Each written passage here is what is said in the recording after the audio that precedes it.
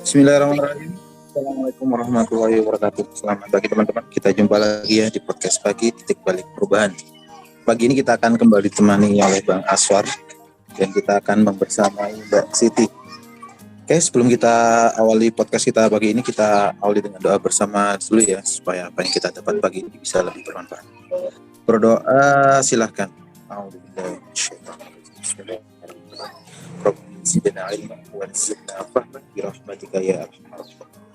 Terima kasih.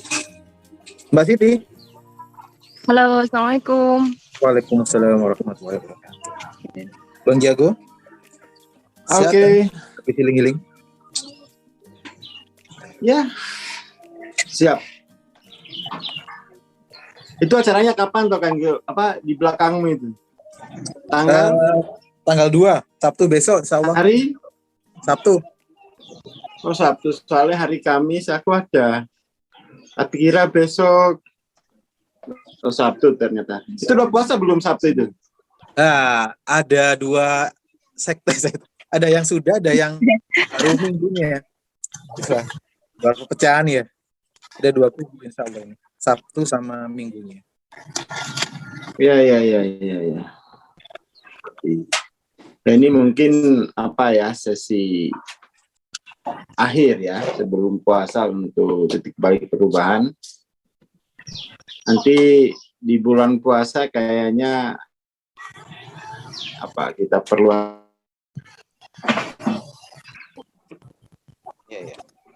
ini sih rencana mau bikin semacam apa ya? Mau bikin acara, jadi jangan terlalu banyak gitu ya. 1 acara aja sehari. Apa namanya itu? Rencana sih dissolving ego ya. Jadi kita mau bahas dissolving ego karena masih belum banyak yang aware gitu ya. Kabar Mbak Siti? Alhamdulillah baik, Mbak Sar. Ini posisi masih Masih di rumah di Nganjuk ini. Suaranya putus-putus. Ya, semoga sehat-sehat gitu ya. Putus-putus nggak? Di sini aman kok. Di tempat saya berarti. Sinyal. Iya. Ya ini ya rencana nggak apa-apa ya Mas Calin ya, dibocorin dikit untuk materi tanggal berapa? Hari Sabtu ya? Iya insyaallah menuju dimensi 5. Ya itu jadi oke ya. Bismillahirrahmanirrahim, kita ulangi lagi ya. Jadi ini teman-teman, Assalamualaikum warahmatullahi wabarakatuh. Ini tadi baru 70, sekarang itu sudah 106 ya, sudah banyak. Ya ini apa namanya, pembelajaran ya. Jadi sebenarnya pembelajaran dari dimensi 3 jadi ke dimensi 5 itu pertama itu dalam rangka untuk terus-menerus memperjelas ya. Jadi untuk memperjelas kekaburan eksistensi diri. Jadi pembelajarannya itu hanya untuk memperjelas aja terus-menerus. Jadi proses progresif itu proses untuk memperjelas kekaburan eksistensi diri. Jadi nggak ada yang lain gitu ya. Nggak ada yang lain. Nah, bagaimana memperjelas kekaburan eksistensi diri ini? Yaitu mesti dengan jadi hadirnya ya, hadirnya atau tune in-nya, kita tune in pada kesadaran non dual itu. Tune in di kesadaran non dual. Hanya saja kan memang kita berangkatnya dari dualitas gitu ya. Jadi berangkatnya dari kesadaran dualitas. Jadi progresif kenaikan kesadaran itu terus menerus ya memperjelas kekaburan eksistensi diri. Sehingga nanti itu dia berbeda meaning dan motifnya gitu ya. Jadi kalau kesadaran non dual itu ya meaning dan motifnya itu bersifat ilahi ya, artinya tentu ya kelimpahan kan. Sehingga kemudian rasanya itu rasa kepenuhan. Sementara yang di sini, ini kan kekurangan ya. Kekurangan atau maknanya itu kelangkaan.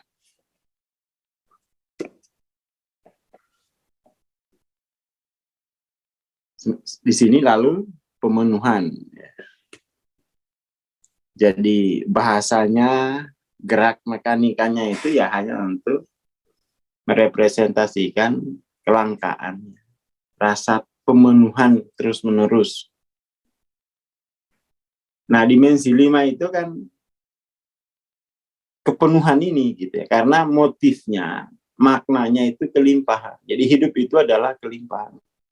Bahasa lainnya itu kesempurnaan gitu ya. Jadi ini kabur ya. Masih kabur kelimpahan dan kepenuhan dalam diri itu. Yang jelas kekurangan dan kelangkaan ya. Jadi transendensi itu sebenarnya proses untuk memperjelas kelimpahan, kepenuhan, dan mengaburkan kelangkaan dan pemenuhan. Tapi itu mesti di dimensi 5 itu udah mulai berlatih ya, berlatih untuk mengaburkan, nanti lama-lama kan larut. Kelangkaan, artinya kalau kelangkaan itu larut, kabur, maka yang jelas itu kelimpahan. Ya gitu aja kehidupan. Masalahnya kadang-kadang orang itu memanipulasi. Memanipulasi misalnya pakai baju baru. Pakai baju baru, ya, pura-pura kaya begitu. Atau ganti nama dari Aswar menjadi Rich Aswar misalnya.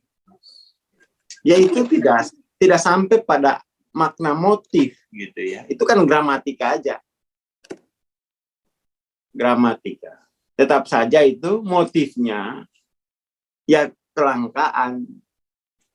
Rasanya itu ya cintanya itu ya cinta pemenuhan. Mendorong keperolehan terus-menerus. Jadi tidak bisa dimanipulasi semacam itu motif itu. Karena motif itu ada di dimensi 6. Dimensi 6. Nggak bisa dimanipulasi dari sini.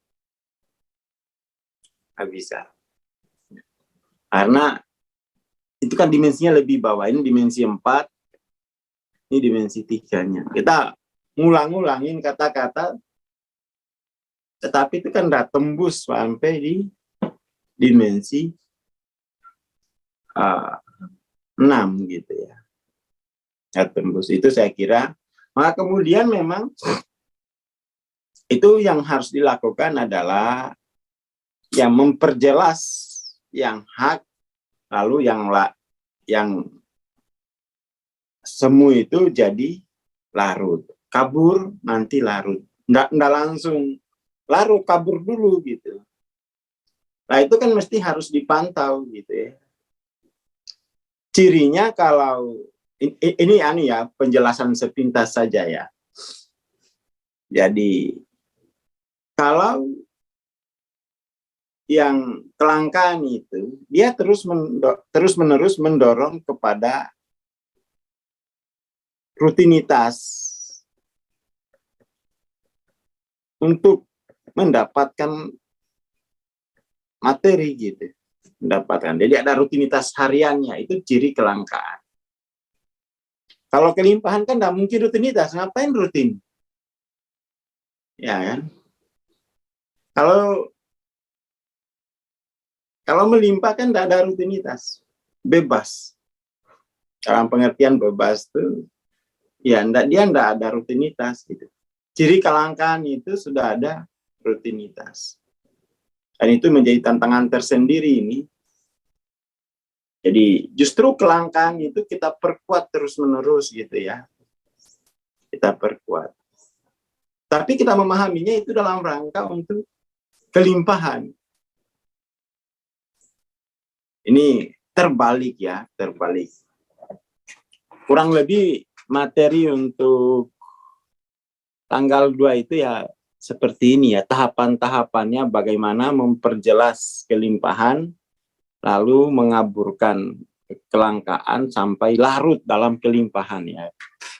Ini sepintas saja gitu. Sekarang kita fokus ke Mbak Siti. Halo Mbak Siti. Halo Bang. Ya. Oke. Gimana cerita sehari 2 hari ini?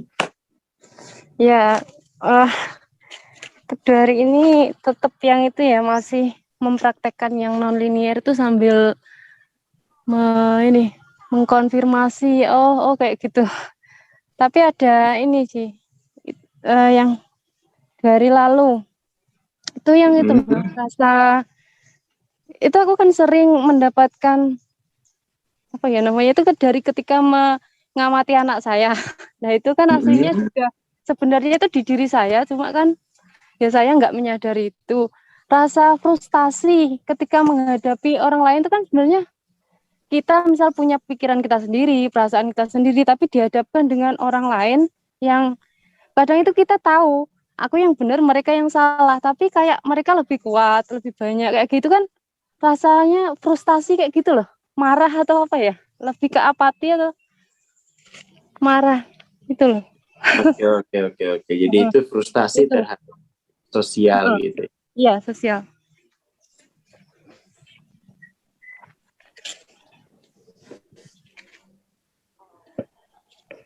Ya ini, jadi gini, ya memang ada dimensi sosial gitu ya. Dimensi sosial itu ya sebuah keniscayaan gitu ya. Jadi dimensi sosial itu sebuah keniscayaan, artinya emang harus ada gitu. Bayangkan kalau kita nggak ada dimensi sosial, lahirnya itu kita di mana gitu, udah jelas. Masa di Play Store. Ya, jadi itu penting ya biar kita tidak asosial. Dimensi sosial itu sebuah keniscayaan. Lalu tapi maknanya itu berbeda. Makna dimensi sosial itu apakah dia itu penuh kekuasaan atau pemerintah gitu ya. Apa makna dimensi sosial? Dia ini adalah kekuasaan atau ini pemerintah? Kan beda tuh. Government itu kan mengelola potensi terbatas agar bisa mendatangkan manfaat maksimum untuk semua, kan gitu. Tapi kalau kekuasaan itu kan dia tidak mengelola, tapi merampas hak gitu kan. Jadi itu makna sosial itu seharusnya yang sehat itu di sini gitu. Dia adalah yang mengelola sumber daya terbatas sehingga mampu menghasilkan manfaat maksimum untuk publik, untuk semua orang, kan gitu konsepnya. Sehingga dengan begitu kita optimis ya tuh dengan semua hal, semua katakan institusi, semua peran sosial itu kita optimis. Kenapa? yaitu mereka akan memastikan bahwa dalam sumber daya terbatas ini orang dapat manfaat maksimal gitu. Dengan begitu kemudian dimensi sosial tidak akan konfrontasi dengan kemerdekaan kita. Ya, toh? Jadi tidak akan konfrontasi dengan freedom. Karena apa? Justru dalam dimensi sosial itu, freedom itu dia dikelola dengan baik.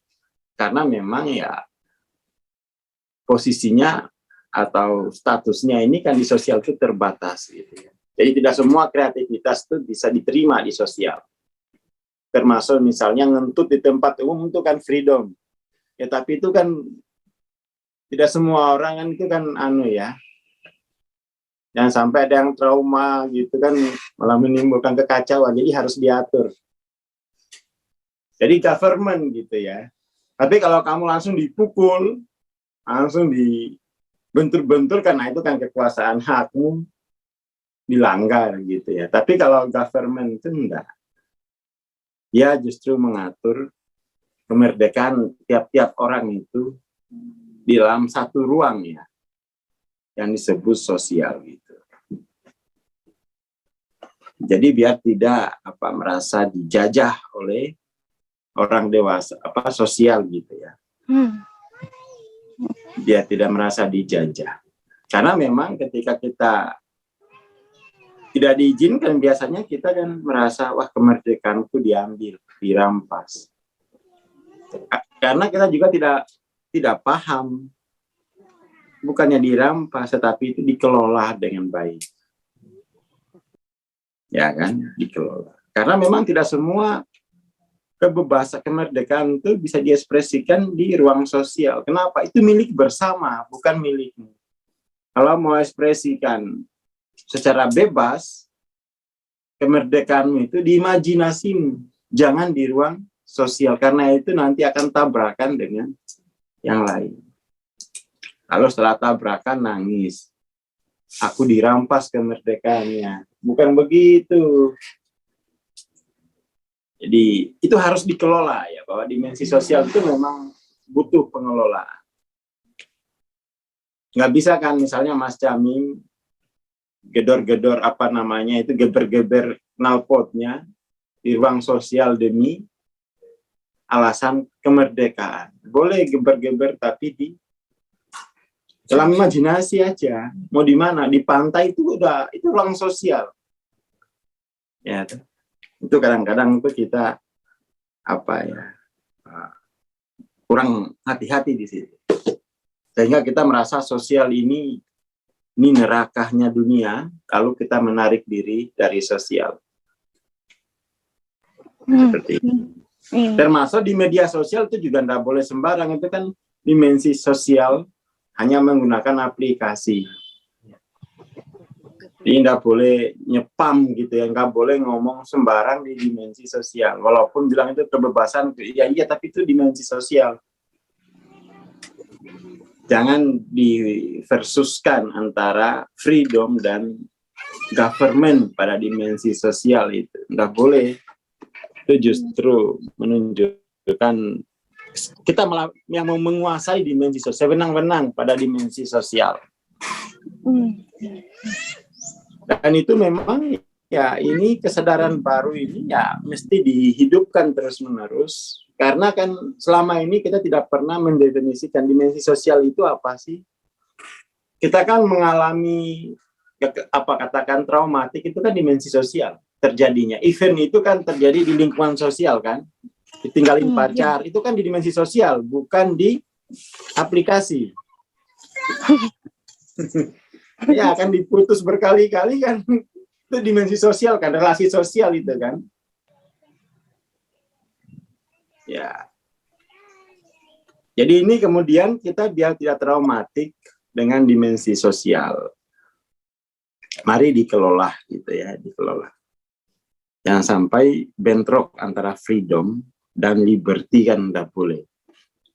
Ya di sini memang dalam dimensi sosial itu diberi kebebasan, tapi kebebasan itu kebebasan yang sudah disepakati bersama, kan namanya liberty. Ya, kan? Jadi itu penggunaan freedom dalam dimensi sosial itu diatur. Nggak bisa kita kayak apa ya, waktu itu ada video viral anak kecil gitu ya, di mana tuh, di Bondowoso apa di Jember gitu ya, anak kecil logat Madura gitu, naik motor ditilang polisi. Ya anak itu mesti dijelaskan gitu ya, tapi polisinya juga kurang begitu fasih menjelaskan ke anak kecil itu. Masa dilarang naik motor? Ya nggak bisa lah, salah dalilnya gitu ya. Ya naik motor itu ya motor, selama motornya sendiri ya freedom lah. Tapi yang harus dilakukan itu bahwa jalan raya ini milik publik. Jadi kamu boleh punya motor, tapi kalau ketika itu digunakan di jalan raya, kamu nggak pernah bikin jalan raya. Kan mestinya begitu diterangkan. Tapi polisinya, supaya kamu nggak boleh naik motor. Anaknya protes, lo ini motorku sendiri ya. Kenapa nggak boleh? Jadi anaknya itu logikanya polos sekali gitu ya. Lo ini motorku sendiri, nggak boleh, kenapa? Kamu belum cukup umur, ya nggak ada urusan. Undang-undang itu nggak ngatur itu gitu. Kamu belum cukup umur, ya nggak urusan. Kalau jatuh ya mati sendiri, itu benar itu. Tapi ya itu jangan di jalan raya gitu kan. Yang diatur itu kan penggunaan syarat umur, apalagi kelengkapan itu kan di jalan raya kan, itu bukan pada umur, bukan umur yang dipersoalkan kan sebenarnya. Tetapi itu persoalannya di jalan raya. Lah polisinya tidak menjelaskan dengan baik, itu bikin trauma anak itu. Dia udah benar. Loh kenapa Pak Polisi saya tidak bisa naik motorku sendiri kok? Kamu belum cukup umur, lo nggak ada urusan. Apa urusanmu nggak cukup umur, nggak cukup umur? Nanti kamu jatuh, nanti kamu ini, lo mati sendiri kok. Jadi di situ itu apa ya, polisinya sama anaknya, cerdasan anaknya. Dan itu ya Pak Polisi tidak paham konteks bahwa ini kalau dibilangin kamu nggak boleh pakai jalan publik karena kamu nggak pernah bikin. Kamu pernah nggak bikin jalan ini? Nggak pernah lah, ya itu. Itu persoalannya, bukan persoalan kamu umurnya kecil, bukan persoalan kamu naik motor, tapi ini persoalan jalan ini disepakati bahwa kalau naik motor itu ya harus lengkap dan ada syarat umur. Jadi kamu jalannya di pinggir aja, gitu. Jangan di sini. Kalau di pinggir tidak boleh ditilang, karena bukan menggunakan jalan umum. Berarti di pinggir sawah maksudnya kan. Ya itu kadang-kadang kita tidak kurang teliti di situ.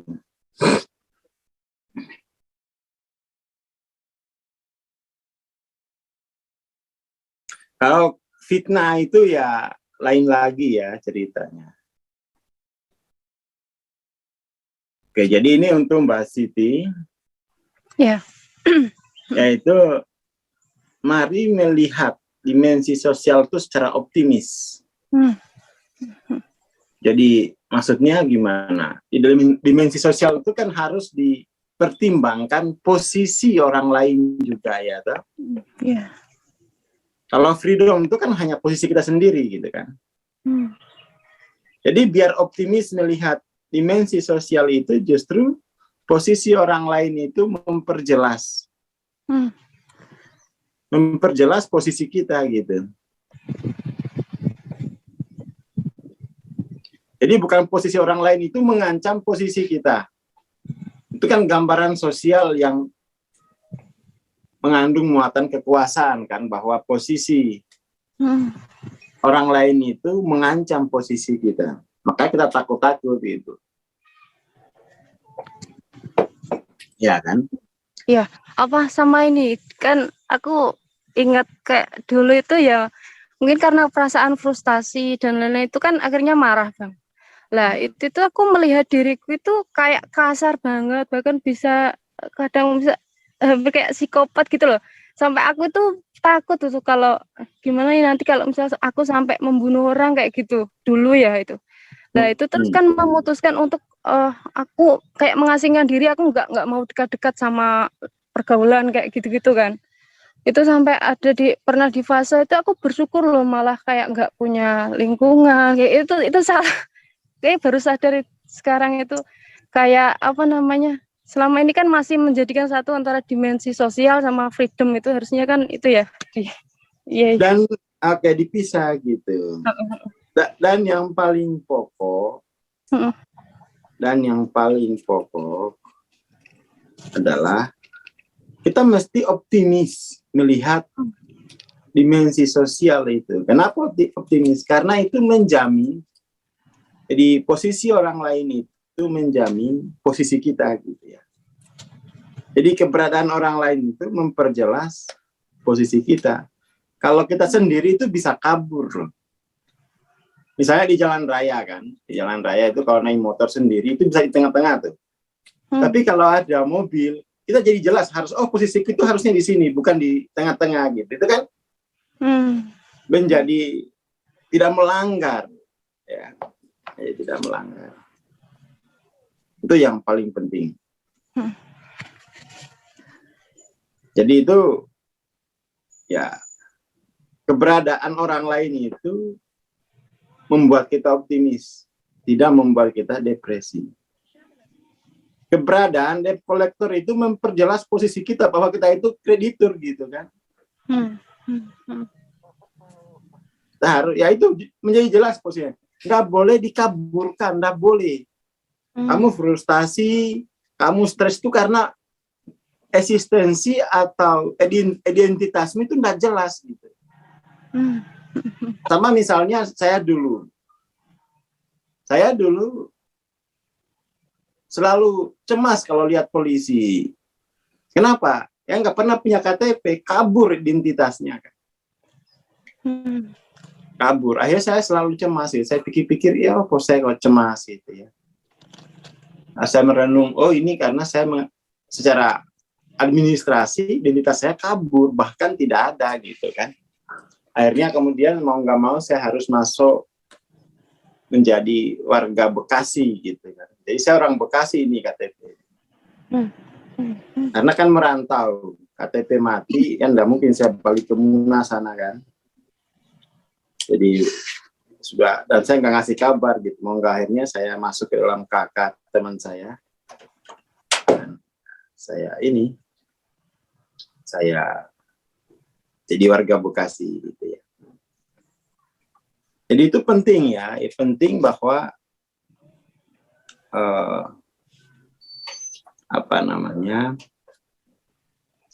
kejelasan identitas atau kejelasan eksistensi itu harus jelas, nggak bisa enggak.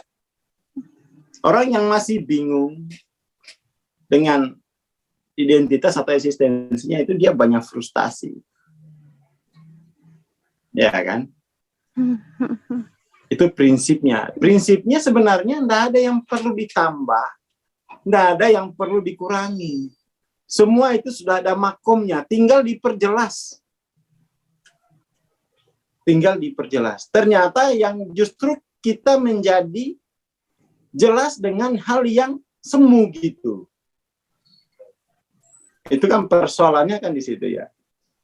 Yang sejati itu malah kabur, yang semu jadi jelas. Itu persoalan tuh. Nanti kita akan perdalam itu di dimensi 5 gitu ya. Dimensi 5 itu kita akan bahas soal eksistensi. Kalau ini kan soal identitas ya. Ya, jadi Mbak Siti itu ya, identitas sosialnya itu harus jelas. Nggak boleh kabur, termasuk orientasi seksual misalnya itu nggak boleh kabur.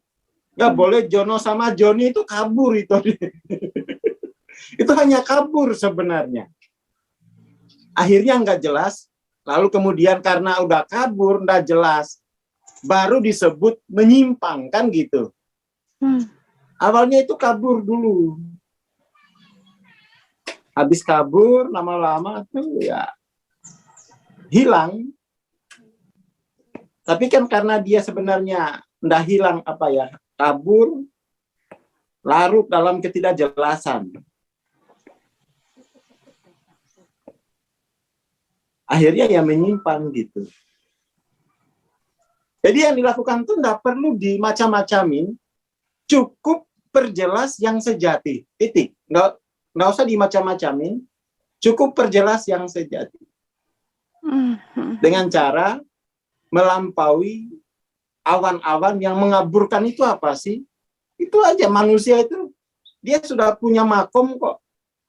Baik secara spiritual maupun secara sosial. Tidak ada yang harus ditambah, tidak ada yang harus dikurangi dari identitas dan eksistensi manusia itu. Semua sudah oke. Ya kan? Tinggal jalan aja gitu. Nggak ada yang harus dimacam-macamin gitu ya. Saya kira itu poinnya ya. Jadi ini Mbak Siti itu poinnya adalah perjelas yang sejati sehingga yang semu itu jadi kabur. Teridentifikasi itu kan jelas, teralienasi itu kan kabur, ya toh? Itu aja sebenarnya persoalan spiritual baik di eksistensi maupun identitas, hanya soal kabur atau jelas. Tidak ada yang lain, tidak ada bab lain. Kelincahan itu saja yang harus diperkuat.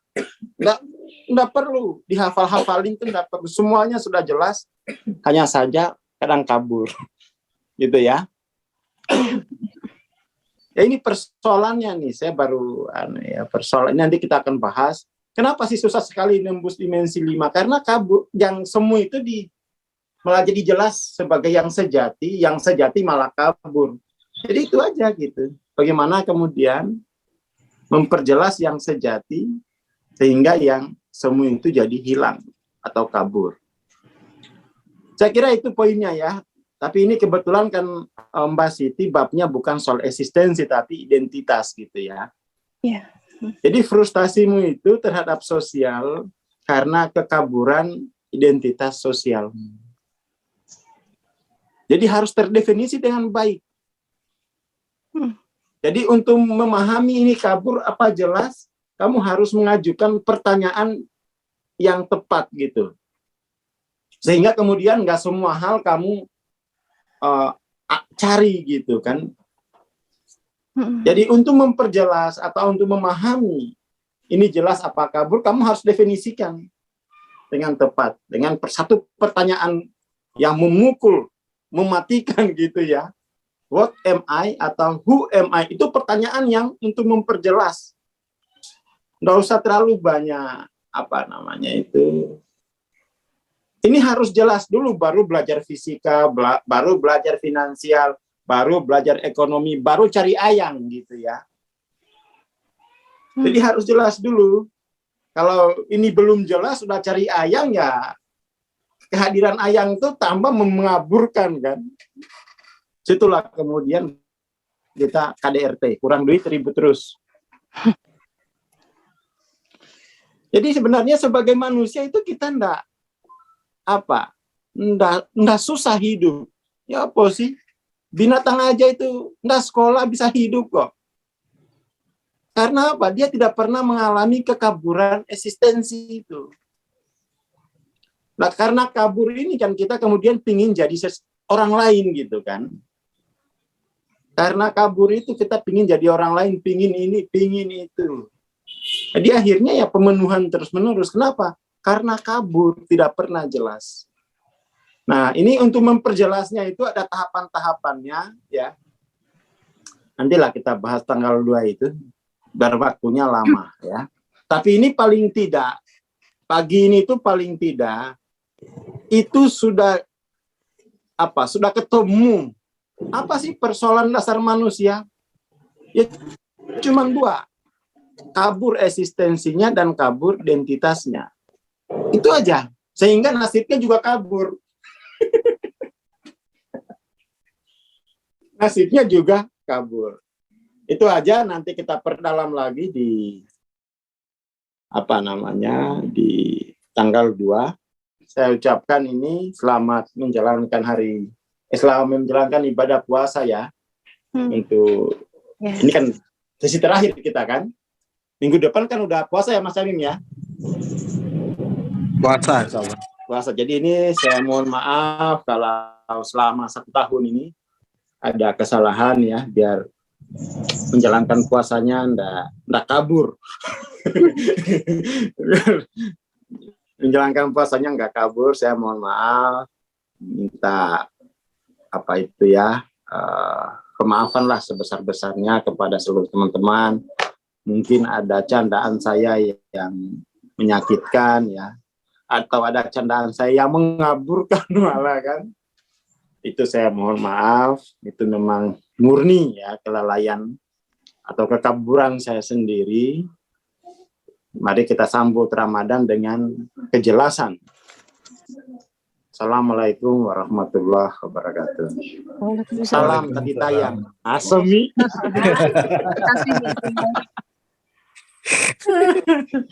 Oke, terima kasih Bang Aswar, terima kasih Mbak Siti, teman-teman ya. Selamat menunaikan ibadah puasa pekan depan insyaallah. Dan kita bertemu insyaallah tanggal 2 ya menuju dimensi 5. Terima kasih. Assalamualaikum warahmatullahi wabarakatuh.